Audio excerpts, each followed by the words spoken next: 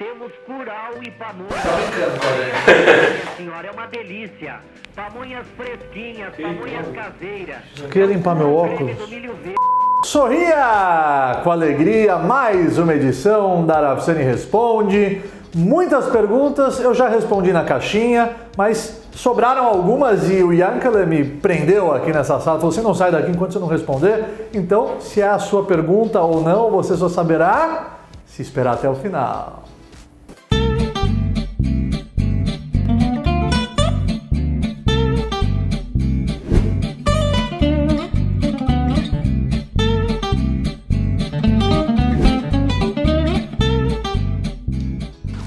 Pergunta número 1, seguidora Jaqueline Tavares. Ela mandou pelos comentários dos vídeos no YouTube. Qual a visão judaica dos alimentos industrializados? Olha aí, são as deliciosas pamonhas. Pamonhas fresquinhas. Bom, provavelmente ela está perguntando em relação a kashrut. O que é o kasher? É quando está apropriado para ser consumido de acordo com os preceitos bíblicos. Qualquer alimento, qualquer comida, no caso da carne, existe um abate especial, a sheritá, nós salgamos a carne.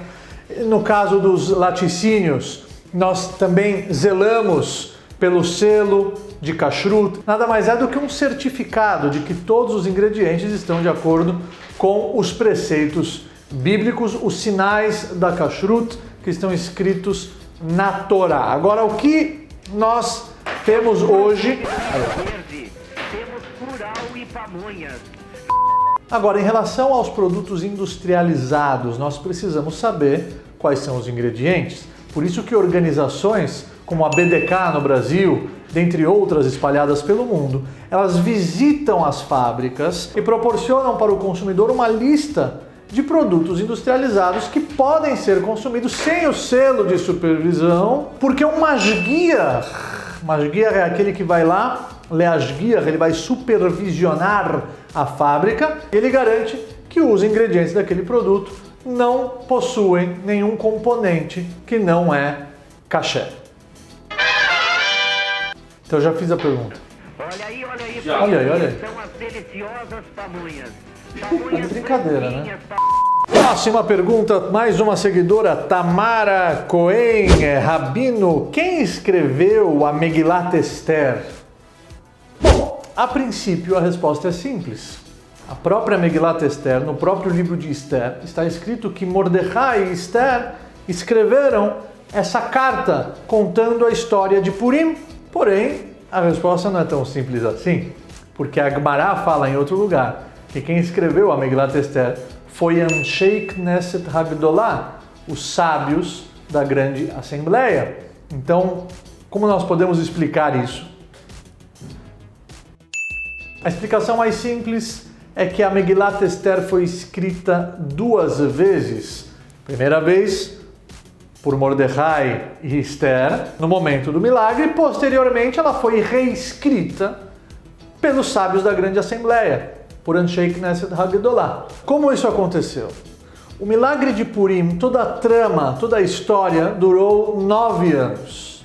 Depois do milagre, Mordecai e Esther registraram tudo isso, escreveram e relataram e sintetizaram toda a história do milagre de Purim, como a mão do Eterno salvou o povo de Israel por detrás dos bastidores, uma história que aparentemente parece que é uma coincidência, que é uma série de acasos, mas que quando você estuda e se aprofunda, você vê claramente a mão de Deus por detrás dos acontecimentos. Então, oficialmente, a primeira vez que ela foi escrita foi pelas mãos de Mordecai e de Esther, os protagonistas desse milagre.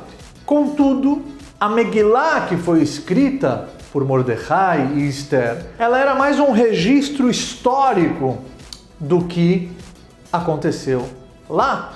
E não possuía a Kedushá, a santidade, que as outras escrituras do Tanakh possuíam.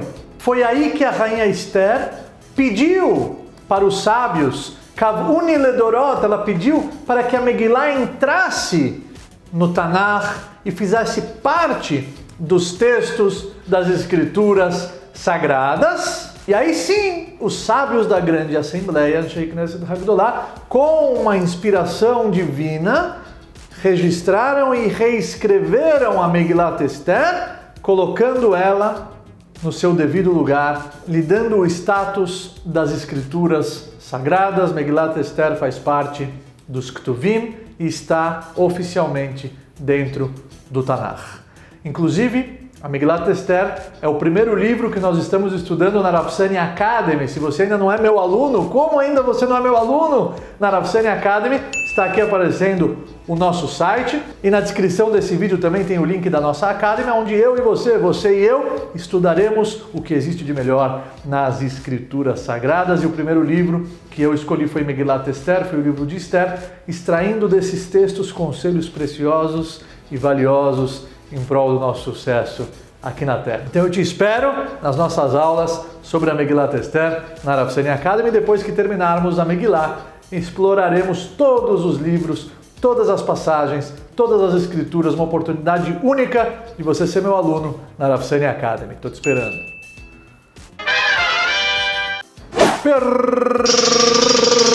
Pergunta do seguidor Abraão Wendel. Rabino, como se explica o sumiço das 10 tribos de Israel? E quem se converte ao judaísmo pertence a que tribo? Bom, vamos localizá-los na história. Quando as 10 tribos de Israel desapareceram? O povo de Israel foi constituído por 12 tribos. Quem são essas 12 tribos? Os 12 filhos de Yaakov, de Jacó, o nosso terceiro patriarca. O primeiro foi Abraham, seu filho Yitzhak. Yitzhak teve 2 filhos, Yaakov e Esav. E Yaakov deu continuidade ao povo de Israel e ele teve 12 filhos, as 12 tribos de Israel. 10 dessas 12 tribos desapareceram. Quando isso aconteceu? Como isso aconteceu? Preste atenção. Bom, o que de fato aconteceu foi que essas 10 tribos foram exiladas no período do primeiro templo, há mais de 2.500 anos atrás. E elas estão separadas totalmente do restante do judaísmo. Mas a questão é se elas retornarão e serão redimidas na época do Mashiach. Existem algumas opiniões no Talmud e a grande dúvida é: será que as 10 tribos retornarão? Interessante que o Talmud traz algumas opiniões, eu vou de forma breve citá-las, mas vamos voltar no tempo, 1000 anos atrás das tribos serem exiladas. Yosef, o amado filho de Yaakov, de Jacó, foi raptado pelos irmãos e vendido como escravo. Finalmente, depois de anos de separação, ele se reuniu de volta com o seu pai e com seus irmãos. Foi um encontro emocionante e a Torá descreve isso em Sefer Bereshit. Está escrito que quando Yosef revelou sua identidade aos seus irmãos, ele falou: Ani Yosef, eu sou o José. Yosef não conseguiu se conter e ele chorou em voz alta. Assim fala a Torá em Sefer Bereshit, no capítulo 45, no versículo 1 e 2. Por que eu estou falando isso? Porque esse fenômeno se repetirá em escala muito maior com os filhos descendentes de Yosef e as outras tribos. Sim, Yosef representa as 10 tribos, pois a capital das 10 tribos, está escrito no livro de Irmial, no livro de Jeremias, era o Monte Efraim. E Efraim é filho de Yosef. Então a figura de Yosef representa as 10 tribos. Então esse retorno, esse reencontro acontecerá e será em escala muito maior de emoção, assim como Yosef quando se reencontrou com os seus irmãos se revelando. E o profeta Irmial, ele descreveu esse reencontro como será, diz o profeta Irmial, no livro de Irmial, no livro de Jeremias, no capítulo 31, no versículo 8, com choro eles virão e com misericórdia eu os levarei. Então esse reencontro, de acordo com o Talmud, ele de fato acontecerá. Há uma outra opinião, a opinião de Rabi Akiva. Ele traz uma Mishnah e ele diz o seguinte: as 10 tribos não retornarão, como foi dito na Torá em Nitzavim, e ele os jogou a uma terra diferente como este dia. Assim como o dia passa e não volta, eles também serão exilados para jamais retornarem. Essa é a opinião de Rabi Akiva. E existe uma terceira opinião, que é a opinião de Rabi Shimon ben Yehudá de Kfar Akko. O Talmud traz essa opinião adicional em nome de Rabi Shimon, e de acordo com essa opinião, o retorno delas está vinculado ao seu comportamento. Se eles fizerem tchuvá, se arrependerem, eles retornarão e serão redimidos também. Então, de uma forma muito superficial, de uma forma muito breve, eu respondi a pergunta de quem era, Yankele? Do Abraão, qual era o sobrenome? Wendel. Abraão Wendel. Mas lembrando que se você quer ser meu aluno e estudar o Tanakh de verdade, como você jamais estudou, então é só você entrar no nosso site e se inscrever na Rav Seni Academy, porque aí sim os estudos lá são muito profundos, pela ótica milenar da Kabbalah judaica, extraindo o que existe de melhor, mensagens de vida poderosas para o nosso sucesso aqui na Terra. Próxima pergunta do seguidor, ele mandou num comentário de vídeo, Ronaldo Dorgan.